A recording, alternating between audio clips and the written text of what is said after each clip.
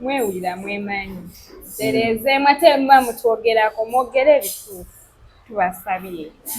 Stop being there and talk, backstab us with only things that make you feel comfortable and good about yourself. Say the truth. Yeah. I feel your pain. Yeah, people have to say the truth because people that are around us always know the truth. Business they'll only watch. They only stop at yeah, oshitegeera naye nga mazima oli abaaga manyi neze njogeddeko agamu tewali goyogedde kubanga nze ate wengamba njogere lwakuba memory anti kyenkugamba kikino nti tosobola kubona at least nsunyeeko akamu omuntu kasobola okugamba where you give someone, you know, providing someone shelter, it's very big. Mostly when they said I'm tired of going home with men because I want to have a shelter. Assalamu alaikum. Finally, osunyeeko akoyo okugenda okunyukanga n'abasajja. So when a fellow girl feels that, of course, if you're a girl, you can feel hurt, you can feel pain. You know, oh wow. Even when you go, you don't sleep because you have to entertain them. Of course, ate wawanze kwebaka. Of course. We had chicken tonight with the ladies. Trust me, it's going to be fun. Yeah. Ogenda kwewulira paka kuwulira bubi. Ako kamenya wekalira kati. Muluza bye mwayagala kulya mwantu. Awo kati ngulunde ayinza okubeera nga tayagala kujja kwagala gwe. Tuli mu liigize. Liigize batayagala bashugamanyi. Ayagala ki? Bate ekyo mbadde sikimanyi. Ayagala bato. Ene tuli ku Truth Media, just go subscribe, like, follow. Ine Kini Bella gwendi naye yakubye oluyimba bukyanga lubanga lwa Mindi. We have her. She's going on even to Tonesipata. Wait. Oh, thank you. Oh, wow. Okay. Thank you. For this, yeah. Wogeno kakasiza nti obukazi obutono obulya. Gendo jikona. You got it. Looks so yummy. Omanyi nti bafumbye cabbage mu mboga. If you didn't know, they prepared cabbage in mboga. In greens. In greens. Oh my God. Wait. You're going to miss. Anyway, Tulya chicken tonight. You just say cooking Bella out. Have you been chicken tonight before? Yeah, I like their food. You like their food, yeah? Yeah, now today we're doing something special. Kino kyebalese bakiyita 5-piece jumbo combo. 5-piece jumbo combo. 5-piece jumbo combo. The chips is a little bit, the fries, a little bit bigger. Research bade bubadde webutiye. Nekati baji introducing nga ebeera ya kabi. 5-piece jumbo combo. Okalyanga nawe okawulira mu ngalo. Manyi mwagamba amawala mwagala nnyo ebintu ebinenemu. Nebaka kababyongeze. Kuba nnyo. So, it's delicious. You taste. First taste. First have a taste. First have a taste. So it's 5 pieces, ejane pieces 5 kugirako a drink, 2 every combo kubirako drinks 2, then in pieces 5, then zino zebayita jumbo fries. Oh, wow. So there are 5-piece jumbo combo. Fries are the fries that are bigger. So there are 5-piece jumbo combo, evamu jumbo fries. Oh wow. Chicken tonight woka. Si walala so kulieko ulire. Zino bazita cabbage mu mboga. Acho kuba nnyo bannange. Testing, how are you? I'm good. Hey. You good? Yeah. By the way, this second obwalo obutono obulya gwe kino solo kiri wawom. Byonna bino bimalawo. But nebera meal ya 2 people. Yeah, it's for 2 people. Eba mala. But I can handle it alone. I know. That's why I'm gonna mutwaye mu luwayo. It's my favorite place to be. Toilet. You relax mu toilet. Change okuba mu toilet. Byonna ebibi mbisindika. Byonna. So how long do you take mu toilet? I think the shortest time, probably an hour. An hour. I be on the phone. Bad energy, I'm pushing bad energy. Nengeno wansi okikola. Bad energy. Full hour. Byonna. We mulamu n'agenda ku show ina kusooka genda mu nga tonalinnya mmotoka. Oba before stage nsooka neziddayo bad energy yonna eyo. Yeah. It's a good trick, you should try it out. Nedda. Amagundi kyava yadduka.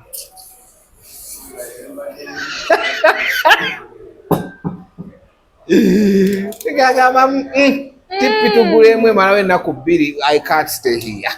Ani yadduka? Mwogere gwe wali naye mu mmotoka. Pozi ekimunuka bakita batya? Alufadi? Saaliwo. Ommotoka? Nandi nani? Saakusanga? We are live. Abantu tebakozesa nsobi. Kasa tebamumanyi. Naye sister we. Alinga gwe. Naye kati gwe sikusobola. Abayimbi bakulabye nnyo. Sister wange nsingako, she's better than me. She's so fine. Mukubira akadingiro jasanga bamulidde n'ebiwowolo nga babiridde. Nga bampitawo. Gwe bakuyitawa. Anyway, tuli ku chicken tonight. Today we having our meal here as we're going to be talking at ebintu ebiwerako. Egulawo 24/7. Woba olina gy'ova at any outlet, just pass by kiro baba waggule. It's been a while. I know, I'm good. You good? Nawulidde akayimba kakapya. I'm like, no, ogikubye. Ng'ogikubye. Engamba wagikubye. Bakayita batya? Bakayita Tonesipata. I know that song. Nakulabye ngobo wabadde maka ga mugagga ki? Bwewalampa amadaala bwokka bwodde eri. Ninamu ekigagga. Ninamu ekigagga. Wafunye ekisuga dadi? Ninamu kisuga dadi bana ekimpisa bulungi kyamponyeza obwana obuto. Bubadde bukutawaana. But you guys, what makes you okugenda kubi sugar daddy? You know what, sugar daddies, they love us so much because we make them young. They give us more time, more attention. I don't know, man. Make you younger how? We make them young. Like make them young how? We give them this youngish energy, the vibe. Nomujja ku stress eyo n'osooka n'olya ku ssente ze ne bimusanyusa. Naye nga baba matiza. Ebyo tetufaayo. As long as ssente ze. Kati olina mu kishuga dadi. Wamma ennyumba gye nakulabyemu. No, gy'ondabyemu yange. Kini. Tereera. Byakyukamu. Ndudde okulaba. Byakyukamu ewandeka siwendi kati. Ekyo wakuvadde wali weevuga. Nali neevuga kuvadda naye kati nvuga Range Rover. Wagoba munno kati ali ku radio yagenda okukyaza. Wagoba Sovaria. Tomumanyi? Nga watambulanga ne Sovaria nnyo. Me? Yes. Plot 8. Me? See, I don't, maybe memory loss. Tomanyi Sovaria? Mwalwanirako ne mu mmotoka. Nze naye. Nga mwalwa omuwala ababbye, simanyi biki engumi neevuga awo. Mmotoka yaani. Era yaliyo, batambuliranga mu yakyo sijja kikuggyako. Naye bw'ongamba nti tomanyi Sovaria. Yali abeera. Ewuwo. Ng'abeera mu nnyumba yange. Ng'atambulira mmotoka yange. Yes, we mwabeerera eri mu kizungu waggulu. Omuntu gwe nsasulira rent. Mwerabira nti. Naye simanyi. So strange. Wabeeranga ne Sovaria nga mutijja. Naye wongamba nti tomumanyi. Yakola ki? Honestly, simumanyi Walugembe. I'm really focused on my music.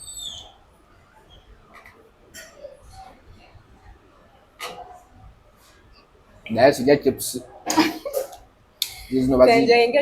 Baziyita jumbo fries. Kuba kaakati how time flies. and you wake up one day omuntu n'agamba nti gudi sikumanyi ng'ogenda okukyala wano ku radio nga bakutaddemu programu ye. Nti zimba nkyadde era bapresenta bonna abaagala mbawa ekitiibwa era ngenda n'enkola omulimu gwange nembaawo. Evening drive yagala tusane mbane bamanyi abaliko. Evening drive. Program yagala tusane. Okay, byonna bikimu evening rush. Sure, of course, DJ Nimrod. Big up. Big up. Oyo kabaka ni omulala.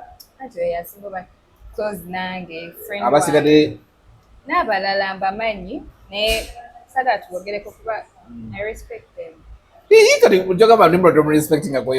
Respecting I respect him and I know him personally. Nga so kwogera kuba twemanyite tuli bakyala. Someone told me, by the way, I can't talk about it and think about it. Someone told me, by that time you had a boyfriend, Sovaria namwe kwanira maso gongola. Yes. Ako kapya. Yaire.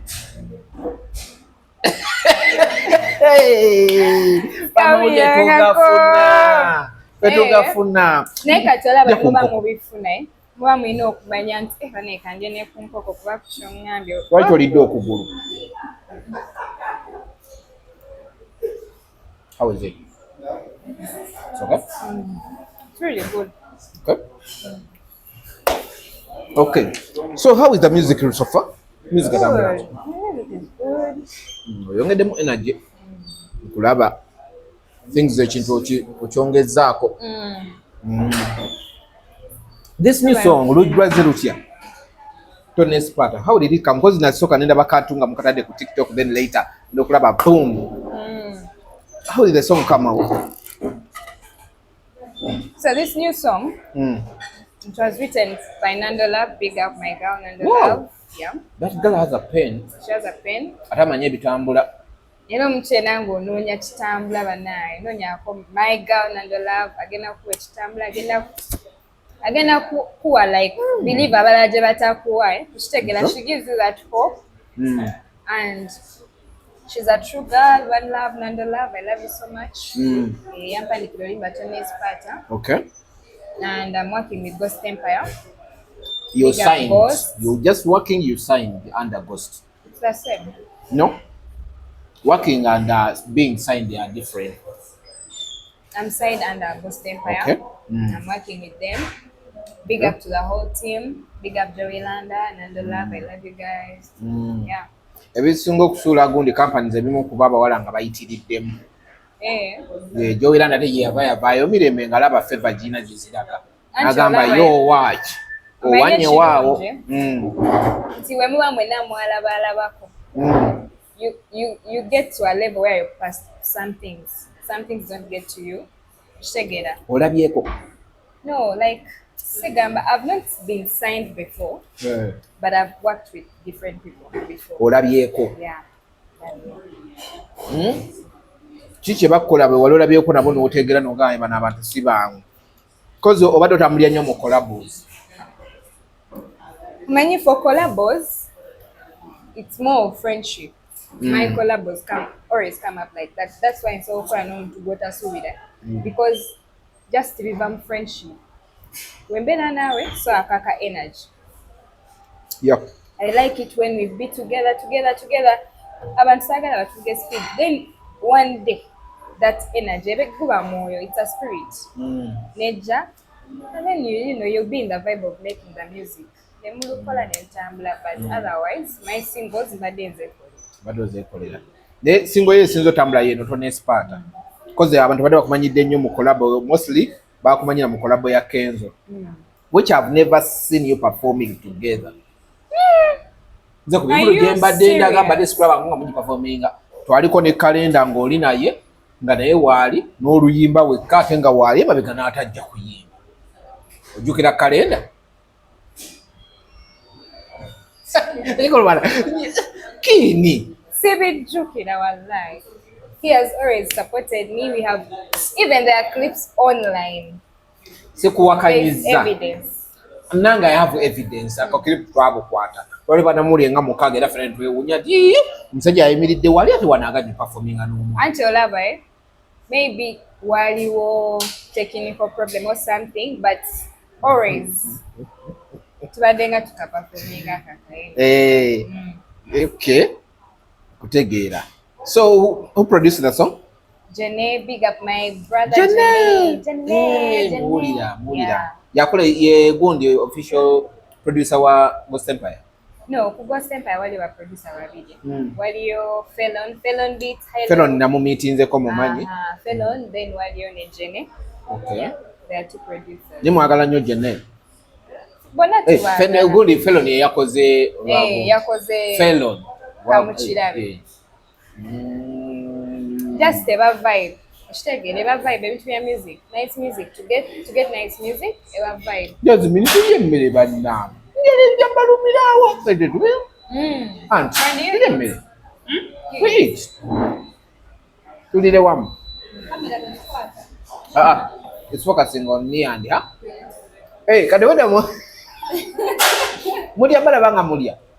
Kemu tulire yemmere banna. So kade wenda. Okay, so for the next sometime we're gonna work on a Ghost Empire. Yeah. How do you feel for the time you've been in the music industry na akuba ku mukono, you just choose who to work with? Right now ogenda mu rules.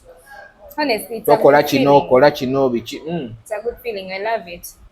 Personally, I've been independent for long. Like besides music, I've paid my school fees. I've gone through life independent since a young age. So I became addicted to making my own decisions. Ankatogeze kumukufuga. Yeah, katingeze mukumfuga naye only why? Because Ghost has been my friend before. Okay. You understand? Before he started the label and everything, we were friends. So nalabanga, other people have been really reaching out to me, the same people that reach out to other artists. But naye kati with Ghost, it's the good thing I saw. We've been friends, so it's easy to understand me. Sagala nnyo wetuba tukola ate ofule nnyo kyoyagala. You understand? Already I had a vision. I want you to listen to me as I listen to you. Mugato. Yeah, tugato obwongo. That's the best thing. That's why olaba nti when nakoze naye there's something that came out. Okay, kutegeera. Me understand you. Yeah. Oh, okay. So mwasayinize contract for how long? Gwene. Ebyo. Naibuze manager. Bakwasiza ne manager already. Kadani manager. Yes, we go manager. Yeah. What do you say Mumfufu? Mumfufu, what do you say yo? Oli muganda wo. Oli muganda. Namba muganda wo, Mumfufu muganda wo. Tusobola kumala gaddu. Okay. Ghost Empire. This song with Rickman.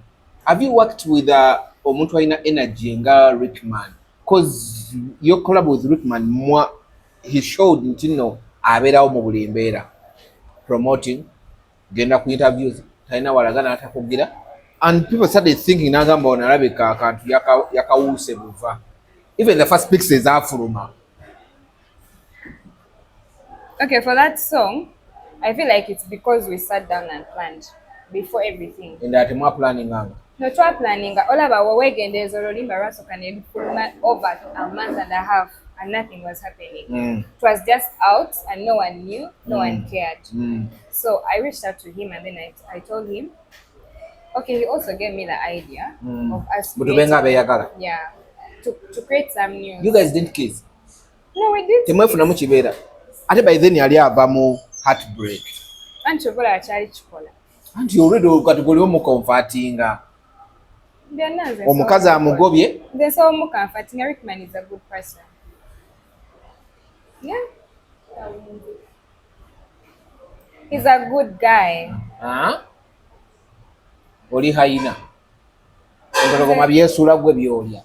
No. Me I go where I'm loved, I'm valued. and where I'm respected, So where Ricky- I'm supported.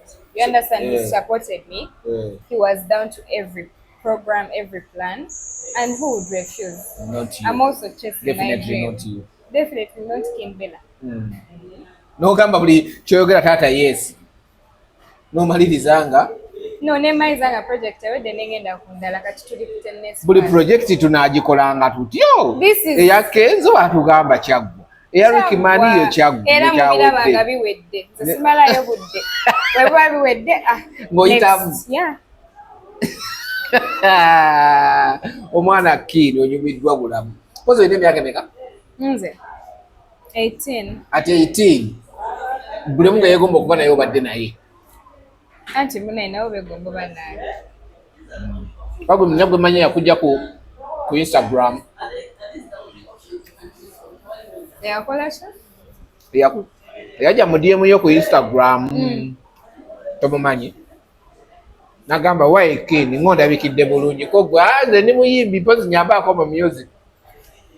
Of course. Koje nti nti olinawo ki ninawo akayimba kano tukakole collab. Ate nga si mubi. Oyo ye simumanyi naye nze anyone that reaches out to me. You're beautiful nze ntulagirawo music. Omumwa guno mubi gujja kunsula Simumanyi. wabi. Era tosobola mumanyi kuba byaggwa. Byago. Naye nga mmanyi buli gwe naye nkoze naye. Anyway, buy with Joseph e China. Oba oyagala okugula ebintu e China, we always buy from Joseph. Just contact him, gundi weziri awo. Joseph e China osobola consultancy, kulambuza butale, cargo, kuterekera bintu warehouse. Buy with Joseph e China. Bwali okuyamba mu butale bwe China bwonna oba oyagala okugula emmotoka, Sula Motors. Ogenda awo e Makindye ku roundabout ya enkulungo ya Salama Road, okiryako Entebbe Road, mafuta bagayita Africa Oil, then opposite bwe wali Sula Motors. Oyagala kuswapinga motoka, oyagala kugitunda ku kibanja mpola, oyagala emmotoka bagikolere ki kyonna kyonna, Sula Motors wali. Oba onoonya the best meal 24/7 wagule, you go with chicken tonight. I feel like chicken tonight. Buli kimu emmere bejja gituusaako. Bakola delivery 24/7. Osobola ogenda ku outlets zaabwe. I think on buli luguudo lwonna olw'omu Kampala balinako. Makindye, Kyaliwajjala, Entebbe Road wano e Kajansi, you can go have with them. At the moment, we are doing the 5-piece jumbo combo. Ejja n'ebifi 5. Bantu babiri bamusobola okuba nga mukigattawo okugirako ebyokunywa bottle 2 buli combo. They are open 24/7. It's delicious. Ekifi nkiriddeko, chips nziriddeko, osobola okukitegeera. You guys came to Zina Awards. 2 of you muva mu company emu nga amabere gali bweru.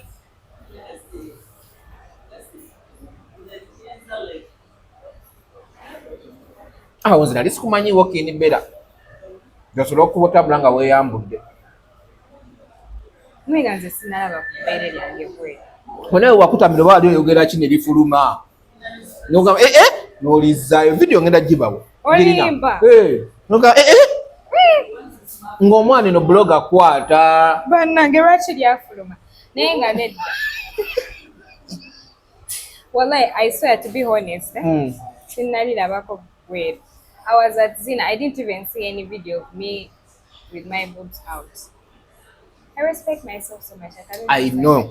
Era with that much respect yakuyitirirako. N'ogamba amabere kogayise ebweru. Ne muteekako ku nipples buki? Mastic tapes. You guys, what's wrong? You're doing it for fame. Who? You guys. No, we want fame, that's right, but then I cannot go around showing my boobs. But you did. Me? I didn't see that anywhere. I've not seen my boobs anywhere. Those were not mine. My boobs, they are brown. Were they brown? Yes. Those were not Wabitako bu nipples. Kati mumanyi ekigambo bbere ye nipples. Even my nipple is brown. And you wajibikako mastic tape or white. Listen, oba alaba ebbere oba nipple. That is not me. Mine was inside.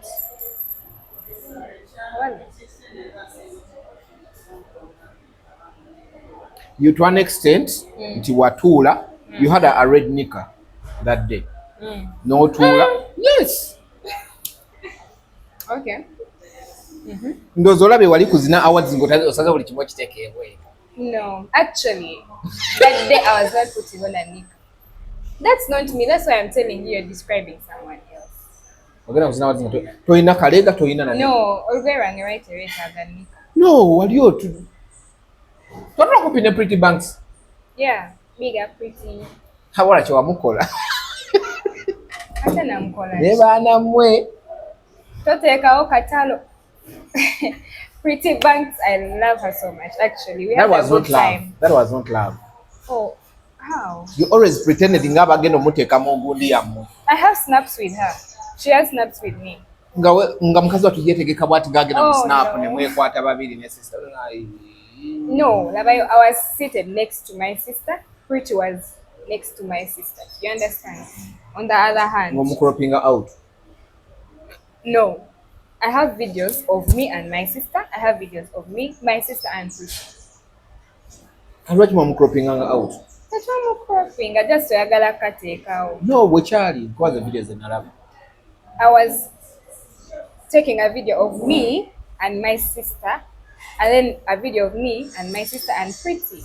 Kyokka omuntu akusinga emyaka si mulungi kubeera naye mu video. Akusinga emyaka kozinga era musajja. Naye nga mukazi tewali buzibu. Ate Pretty mwamujja. No. Mbu mukadde. Ako kapya. Sikawulirako. Bambi Pretty Banks, I love you so much. Ono just ali tuteekamu ebigambo. Oli bwe yayangulanga awadi nga abakyokooza wakiraba? Bwe yayangulanga nga awadi nga abakyokooza. Wavayo tolina kyolina. Ngamira n'agamba mwayimba biki mwayimba wa? No, let me tell you one thing. Nze kyemmanye buli omu yali afumyeko ng'alina awadi. Waliwo time gye yali agenzeeyo n'avaayo nga talina. You know? Sometimes when you're invited, you go, but it doesn't stop you from working so hard to achieve what you want to achieve. You understand? I tell when you achieve something, see, it's not like you have to step on others. You understand? Yeah, you just have to be grateful and. Statement yokka akasajja akabamerako mutima. First ask yourself, why would I be this? Me as kid, why? I wasn't in the nominees. Just yagala kuteekako kagamba. I wasn't in the nominees. Why would I get pissed? I was actually all over clapping to everyone that won. Nenga mu mutima ki? Ate nze nasanyuka nnyo nga Nanda wangu. Oh, yeah. No, Nando, it's okay. Breakthrough yali emusaana. Ng'omanyi okuba nga omaze mu industry emyaka 10 nga tewali akumanyi, all of a sudden omwaka gumu ne bakumanya. Yalina emmero. But those are not 10 years. Nga n'okwebaka asula eri mu T-Homes nani ne kana akampi kaani. Kana akali bwe kati ke kaani. Bongamba nati. Kapinki. Nga basula wamu. Kati yafunyeko ku ssanyu right now. Ng'agenze wani wa Ghost. I don't know, but I'm just happy for her. You should, because omuntu yakuwadde hit. Ate muli mu company yemu. Besides that, she yeka yawangula. Yeka. No, balala naye mainly I went with her. Like we went from the same team, from the same company to support her. Ashtegede. Yenyangamba, you know what? Come, let's go. Let's turn up. Yeah. Same movie. That's the movie.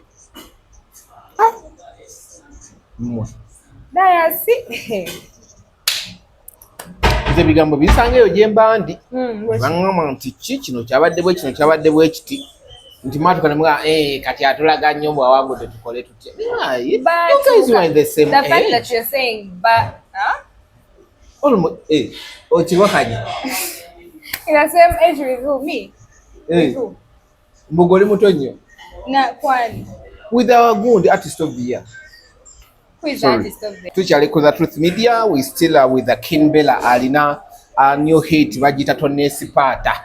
Mba konze Tonesipata Bakondeka Tonesipata, bakonze Tonesipata, bad energy. Hey, people changing nga bafunyewo akatambula tunaatera okulaba nga naawe nabirwamu waggulu. Mbadde nkyali ku bino ebintu bino. Mbadde nkyali ku bino ebintu byaki?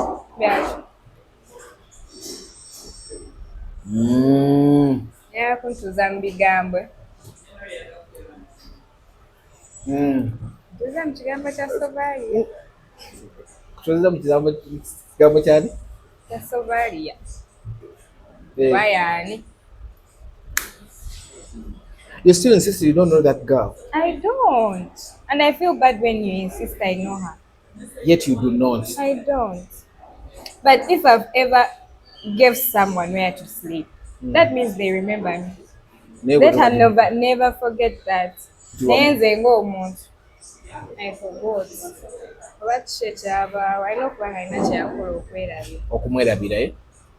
Yeah, we hope people misbehave netubeerabira. Memory name.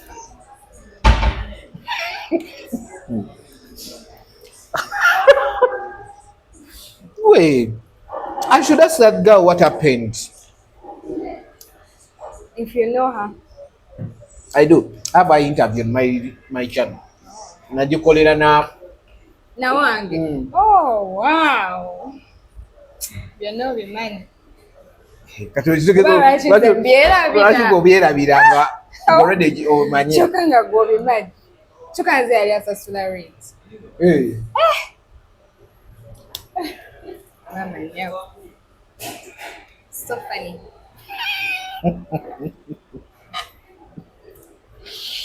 But she did bad by the way. She wouldn't have done that. Bambererawo nnyo. Singa okimugambe obuzibu namwerabira nankimugambe.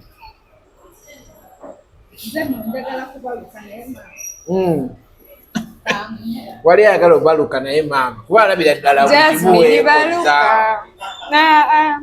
Jasmine baluka najanga amanyi amazi. She knows what happened. Can I have her in the camera? I tell what happened. You know what happened? Memory just Uno yabiranga mukisenge nga tafuluma.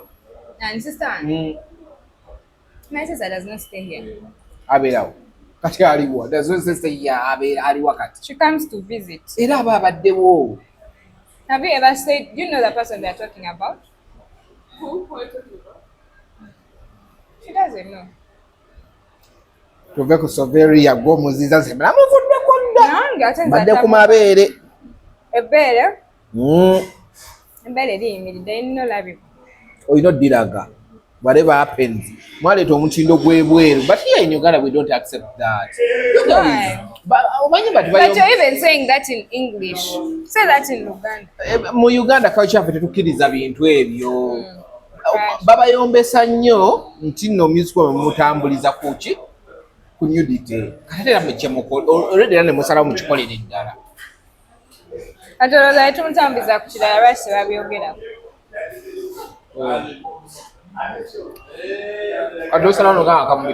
No, me personally, I told you my boobs, I know them very well. When you see them on internet, or when I see them, I'll tell you those are mine. But the ones you saw, they are not mine. Mine are brown. Of course they were brown. Everything is brown. No, we didn't see like that. This. But we didn't see the nipples because they always had to come a stick tape. What white? That was not me.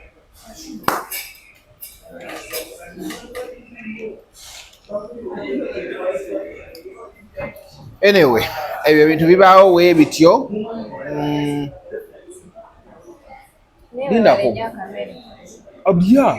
Guys, Dias took me out. We are here at Chicken tonight. The food is so amazing. You should all come through at Chicken tonight. Unandisa nako. Lyokugulu kwo. Ate osukka waawo.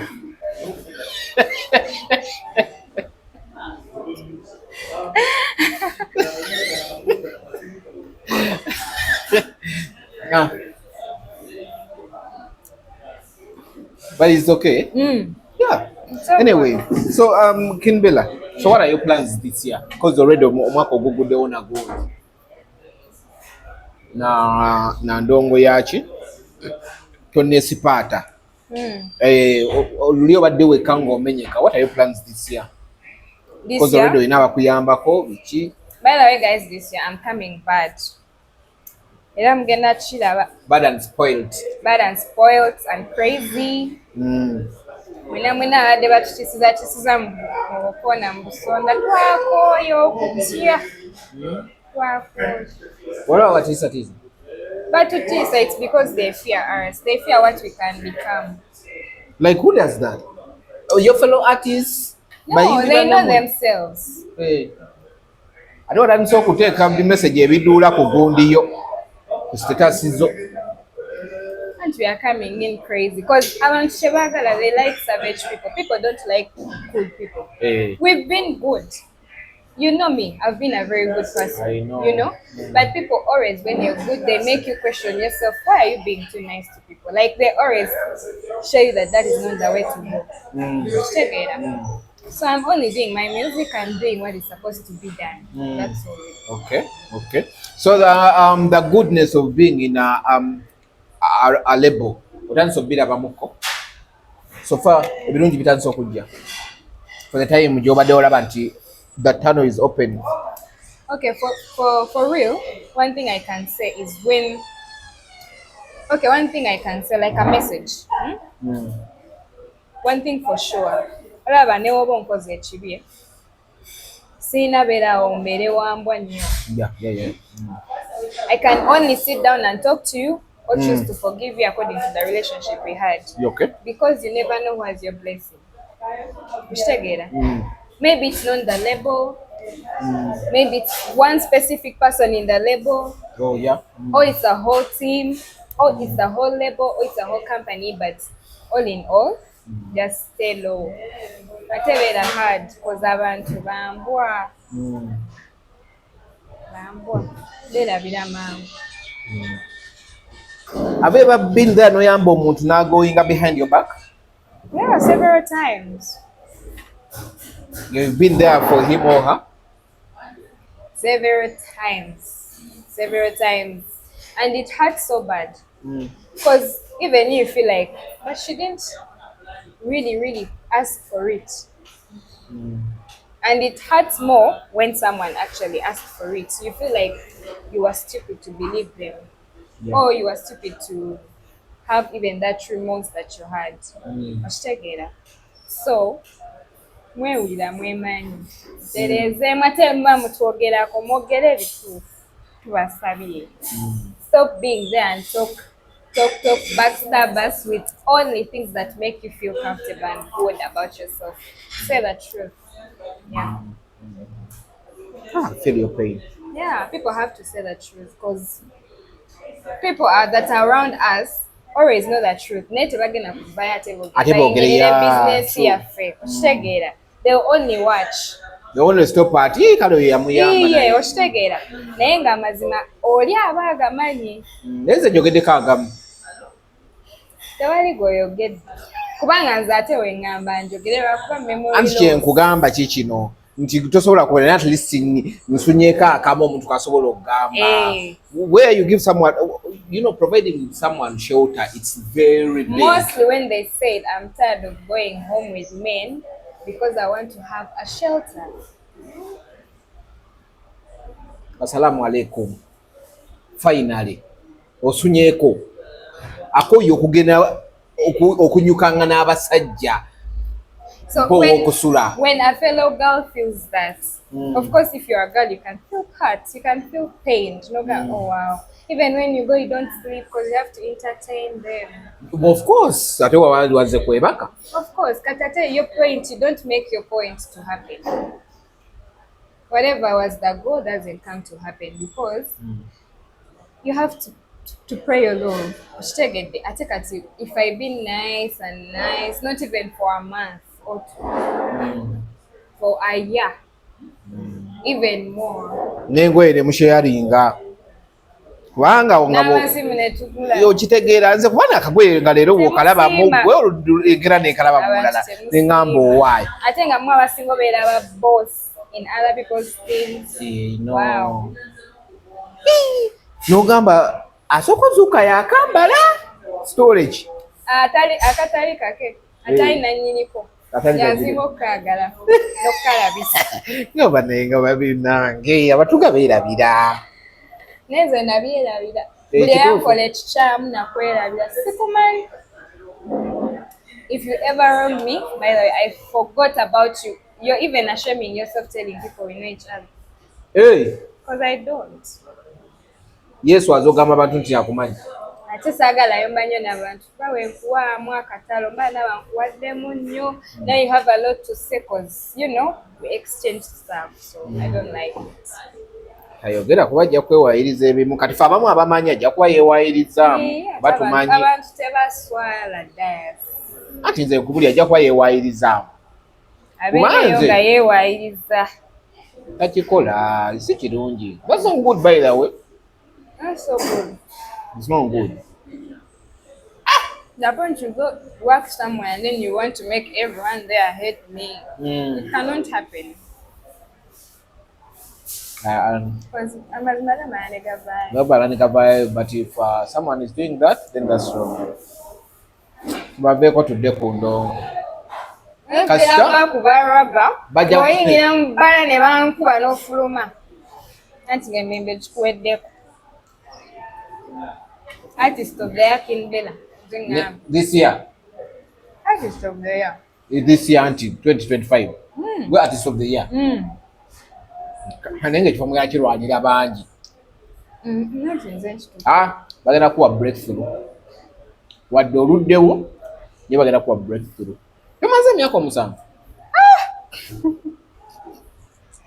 Daya. Si, olabidde emyaka musanvu ky'ogamba. No, for sure, guys, I've been in the music for 3 years. You can go back and 3 years? Yes. Hey, okay. 3 years. And this year is mine. Ate baguguddewo bulungi n'oluyimba mbo. That's a good song. Nolabye nga kasita within a week ng'oluyimba lulina challenges nyingi bwezityo. Tandika omanya oluyimba abana balwaga. Ate with a word buli omu kyatasobola okwewala okukozesa. Abantu babanyiizizza nnyo. Babalumiza emitima. Buli omu ali hard. Bakwano bwe babeefuulidde. Even when you just like captioning your things, someone will feel attacked. Because people are hurt and they're living with people that hurt them. Okay. So everyone is feeling attacked. Everyone feels attacked in a way. But we are good. I know. We're having a nice meal. But we'll see us chicken through. Tonight. Wetuba planning ngeri gye tugenda obbakakkanyamu. Bakukkakkanyizibwa. Whether they want or not. Whether they want or not. I know. Okay. So, tumaliriza. Are you going to be doing one-off singles or we're going to take a album or ka EP? For now, I feel like I want to push my brand so much. At the EP album, and that's what I may be along the way, but not for now. For now, I want to give music, pushing hard. Yeah, my no music. You have to be hard, yeah? They don't like it. When you become so soft, you become boring. Yeah. Why? No, because when worldwide endonge manyiddwa nti ya kibuli, you penetrate through kibuli. There are people who are soft. Walaba ng'okolakola obuntuntu obulungi being too nice akuyisaamu eggaali omulungi n'okitegeera nti hey, okay. Tunafunayo kakombo abasatu mwenda nga mukoze oluyimba olwawamu. Oh, that's but not. Njiriza. Yeah. nga gundi akuba ziryembi n'oli nakuba ziryembi nawe noleta noteekamu ziryembi. We are working on that, inshallah.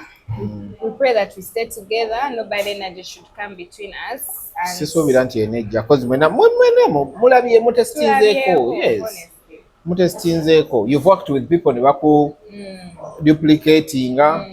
Yes, oli naye yavudde ono naye abaddeko n'abantu naye nga tebalina kye bamukolera. So I believe you guys should yeah, we are past that now.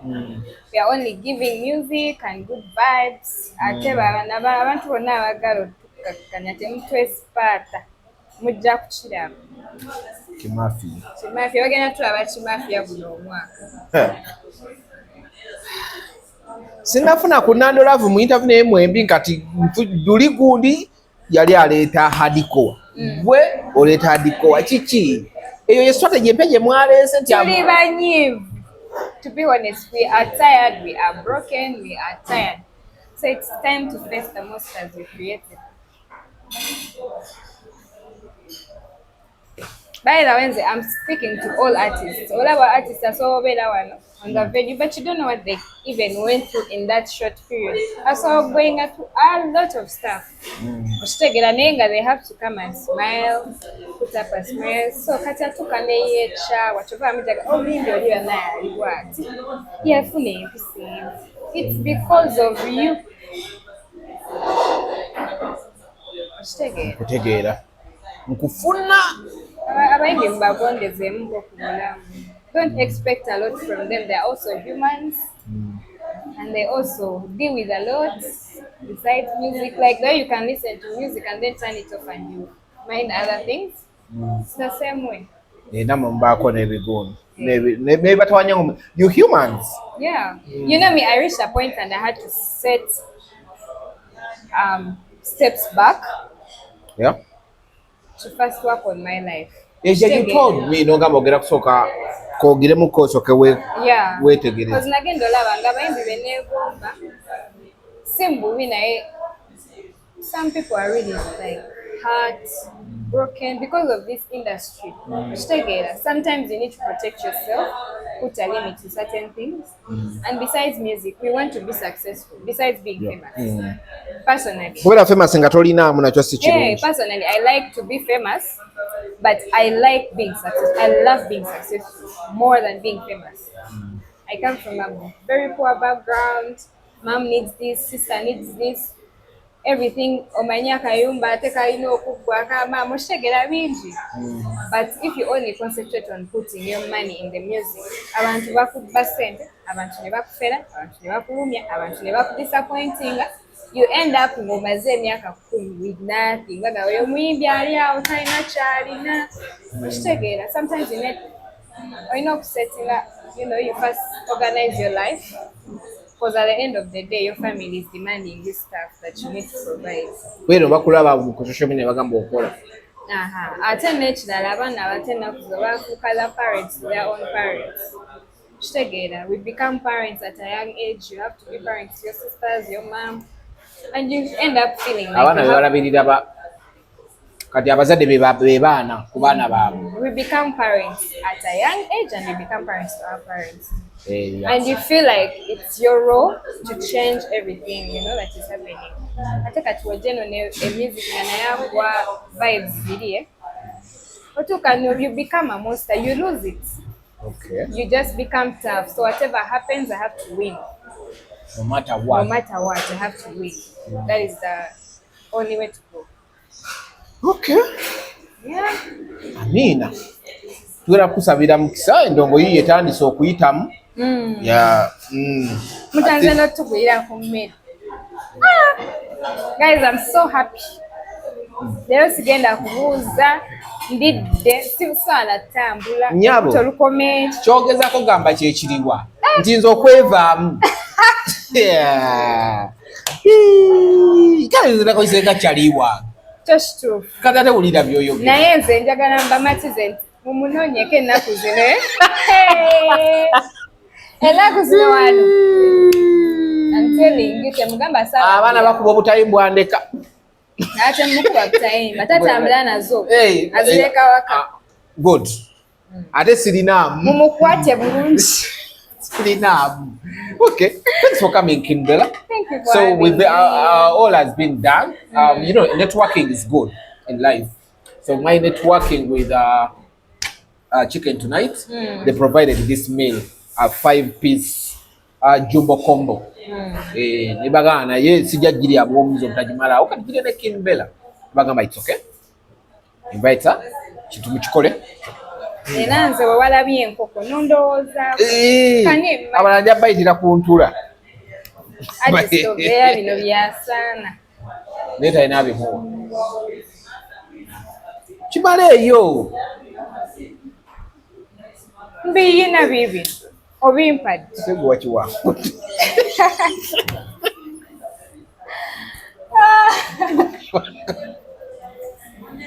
Wakiwangudde. I'm the artist of the year. This year. The year. Okyewadde. Artist of the year. Tekuliko mwaka.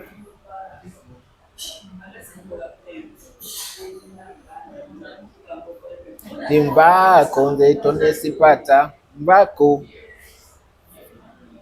Naye next time when you sit next to someone, nga temwagala muteeka mu video zammwe, you change your back. Ne mutunula eno ye n'asigala eri. Otherwise buli lwaki mwagala nnyo tulowooleza ne ka video ne mukalowooleza really wenna nkugirayo video nga mwali oyogera noonya. It was even on my Snapchat. Lwaki omuteeka ku bi expiringa? How? On that same day. Anti omuteeka ku byerapusinga noga nti 24 hours nga bivaako. Muteeke ku TikTok gye binaabeera paka. Nja muteekayo. Nja muteekayo. Tewali kigana I follow her. Ashegedde. Nja muteekayo era ne kataga nkateekeko. Nja munoonya nga kunoonya Pretty Banks. I'm going to look for nina mukubirako after here. Mugambe mbali ne Kinbella naye. Next time use a right. Omugambe nti akutumidde. Akutumidde naye olaba mu video zaabwe kozesako ku makeup ng'amala. Come on. She was having very classic makeup. By the way, that I'm not lying, she was looking so good. And we had a good time. Let's go take away Mbera. Pretty Banks, hi love. We love you. We love you. It has been the Truth Media. So we catch you next time. Genda ku socials za Kinbella. Don't wait okuba nti nno ng'agize ki mu supporting from today. Yeah. Socials zo zonna ziri Kinbella, right? Kinbella, K-I-N. Bella. B-E-L-L-A. By the way, some people call me Kim. No, people King. call me King. But King, I'm King. Yeah, people call me King. That's not good. It's Kinbella. Genda ku socials ze TikTok, Instagram, YouTube. Most YouTube. Go subscribe, go follow. Yakubya akayimba Tonesipata. Vako nze Tonesipata. Vako ndeka Tonesipata. Vako. Challenges tukyazeetaaga. Tukyazeetaaga era osooka weerezaako mutena kwesipata nga tomuliiyo. Kamuweereze kimafia. Ukitegedde. So we're going to stop from here today. Next time we shall have her video majimaze shooting. Twajimaze is going to be out around weekend. During the weekend. Oh, during the weekend. Yeah.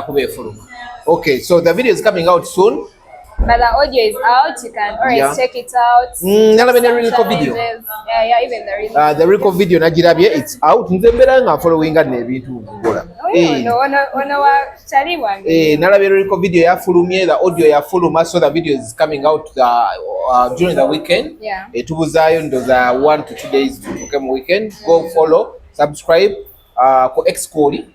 Ku Xcode ni Kinbella everywhere Kinbella. Kinbella ne ku gundi mobile money kwoli. Mobile money bana emuweereze sente. Bana mumuwe sente. Nawe tulina kishuga daddy. Kina sente. Sugar daddy ebira mweyongere. Ate ono gw'olina.